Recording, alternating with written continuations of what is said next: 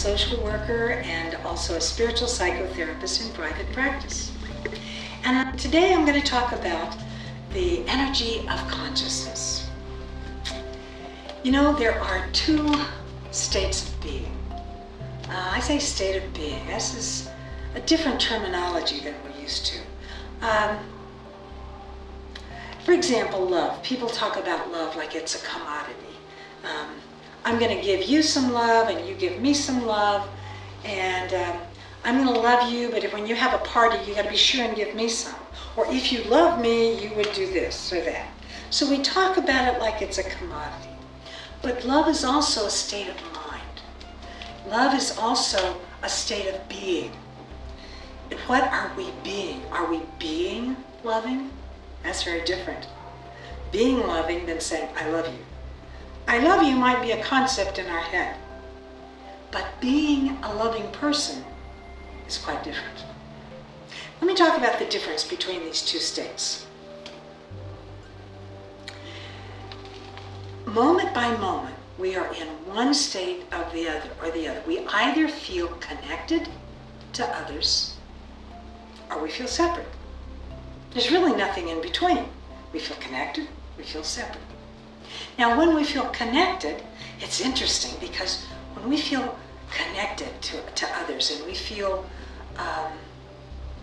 oneness with them, when we do that, it might be, someone might experience that when they're having a runner's high, or when they're giving a great performance, when they're feeling one with their audience. Or I've heard a race car driver talk about it.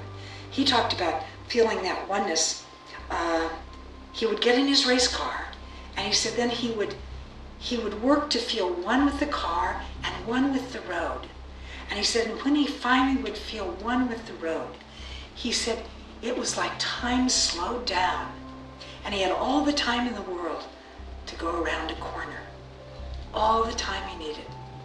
Now, when we're in that state of oneness, when we feel connected to others, whether it be a small child or in nature, we feel like we have something to give, something to offer. And you know what? We're busy giving it. We feel connected. We feel, our energy, if you could see it, would be kind of radiant like the sun.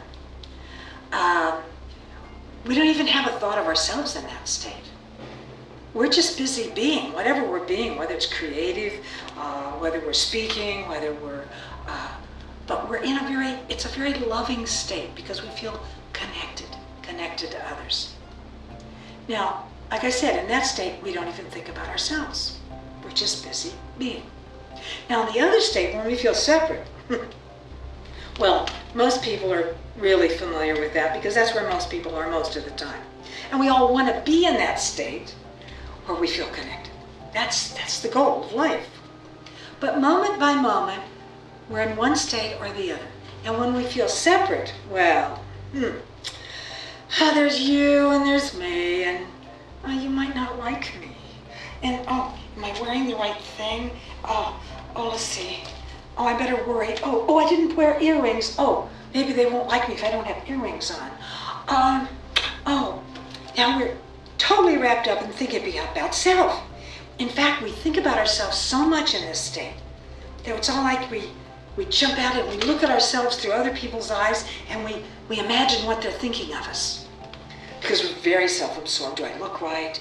We're identified with our body, with our car, our money, our status, our degrees. We're identified with all of our limits is what we're identified with. But we also are kind of guarded. Like I said, I better wear the right clothes, I better say the right thing. So I have kind of this little guard up. Now that little guard is fear. So it's almost like fear is in the background, like on the wallpaper of our mind. It's all pervasive. Now, our fear level may be we're in the pit of hell, or it might be I'm neutral, I'm just neutral, but it's not joy. So when we feel separate from others, our energy is more like the black hole, because we're trying to get love, trying to get acceptance, trying to get money, trying to get, trying to get, trying to get. So it's very different, those two states. So one of them is based on love and the other one is based on fear. Now, moment to moment, we're in one or the other.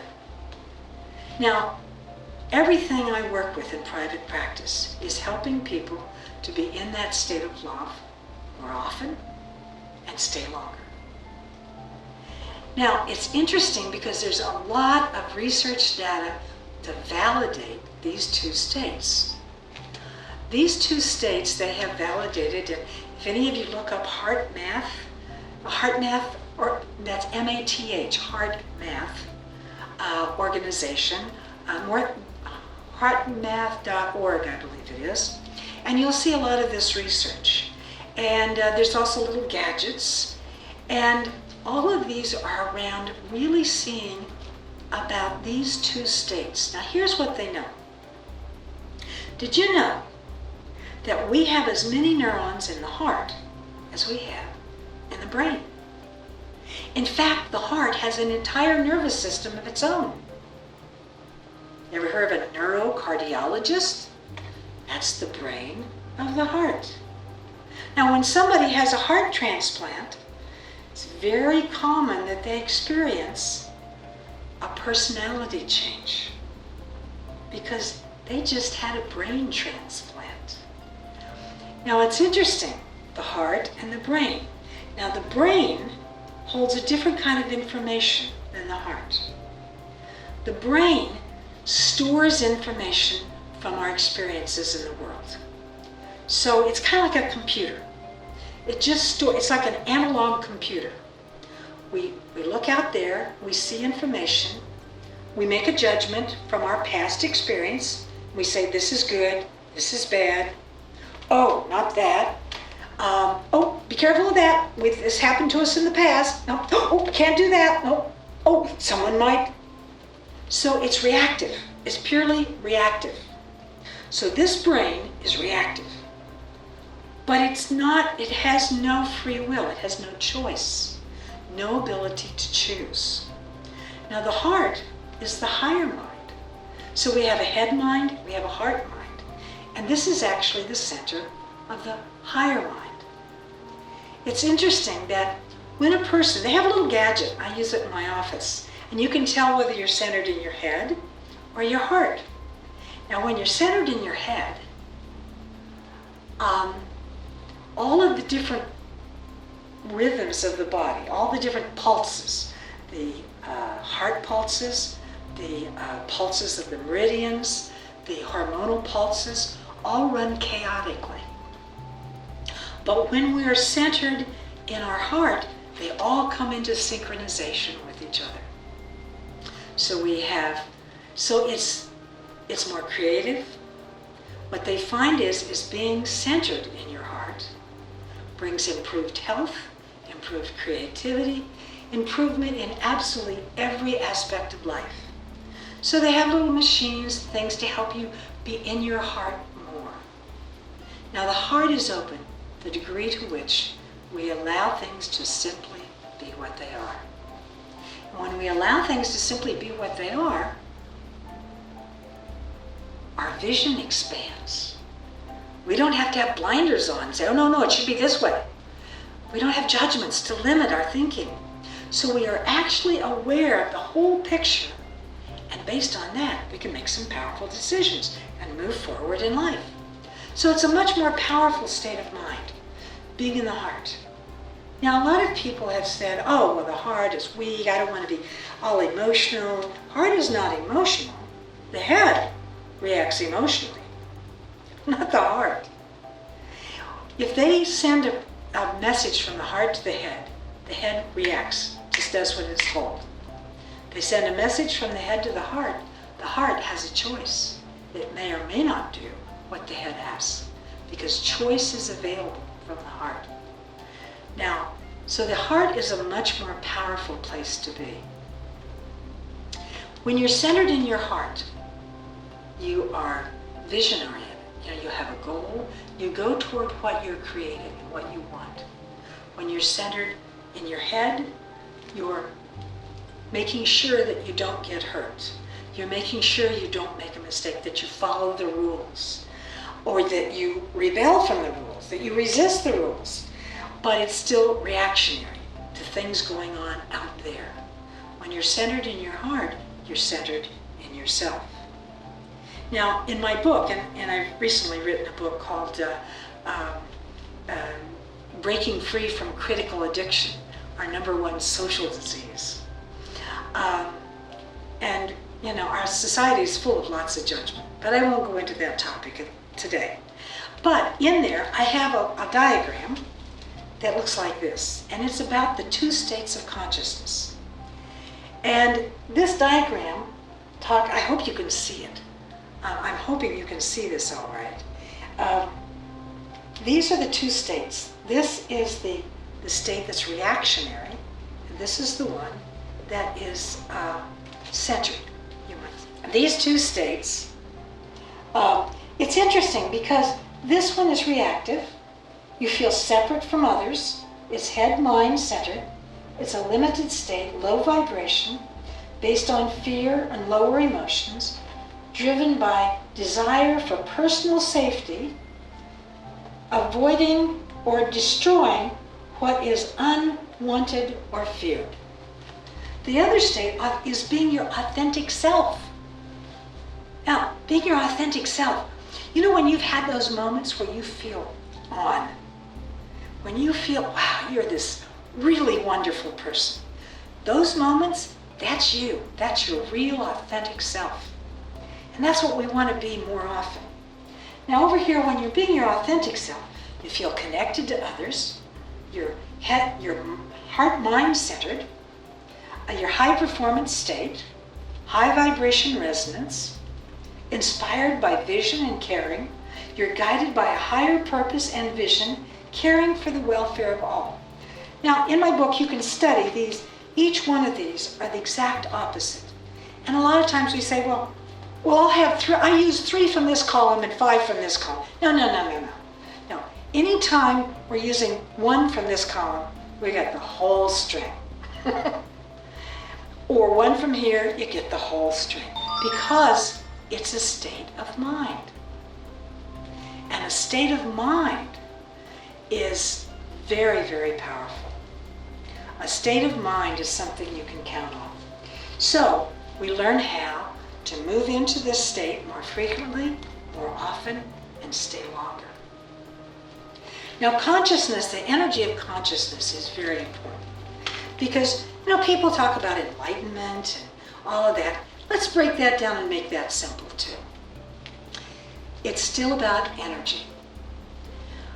For example, if we turn our radio to a low frequency, we will pick up stations that are on a low frequency.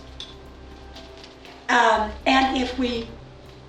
if we tune into a high frequency, we're only going to pick up things that are on a high frequency. Well, it's the same way with us. We are multidimensional energy beings. We really are. They say that we're actually made out of light. Quantum physicists say that every cell in our body, every particle that makes up every cell in our body, was created in the fusion at the center of a sun. We're made out of stardust. So as multidimensional energy beings, we're energy, and we have frequency also. So when our frequency is turned down low because we're pretty depressed or fearful, we pick up low energy. Now, some religions are low energy. For example, if we talked about voodoo, which is very fear-based. And when you're doing voodoo, you can see devils and demons. They're very clear from there because you're tuned into that frequency. But if an angel was standing in front of you, you wouldn't be able to see the angel. Now, when we turn our frequency up high and we're in our heart and we're integrated, we're in our power, at that high frequency, if there was a devil or demon, it wouldn't exist in our reality. It simply couldn't exist there. So we don't have to protect ourselves from devils or demons. We don't have to do anything except raise our energy. And when our frequency is high, those things are not in our world. I hear people talk a lot about putting up walls and defenses to defend themselves from the dark forces. And wow, that actually can attract it, because what's happening then is we're going into a fearful state of mind. And that fearful state of mind can attract the very thing that we don't want. So it's important to always focus on, how can I be in my heart? How can I be more centered? Now, today in holistic psychotherapy and holistic world, we have a lot of powerful techniques available to people that help people move into this state more frequently and more often. There's EFT, EMDR, like in my therapy, I talk therapy. I don't do just talk therapy.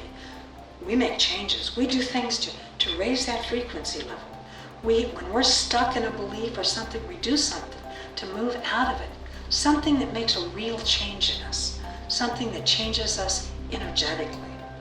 There's wonderful things out there today in the world. So many wonderful paths and connections. Open your mind to all of them. And give yourself an opportunity to be your authentic self, to move in, to let go of all the critical addiction. If your parents were critical and you were raised with all these judgments, you can let go of all that and move into your heart center and find a very fulfilling life. Okay, so thanks for tuning in, and you can also buy my book. And you'll read a lot more about actually how to make those changes. How to make those changes from a critical, judgmental, fearful state of mind into being your authentic self. That's called Breaking Free from Critical Addiction, our #1 social disease. Thanks for tuning in.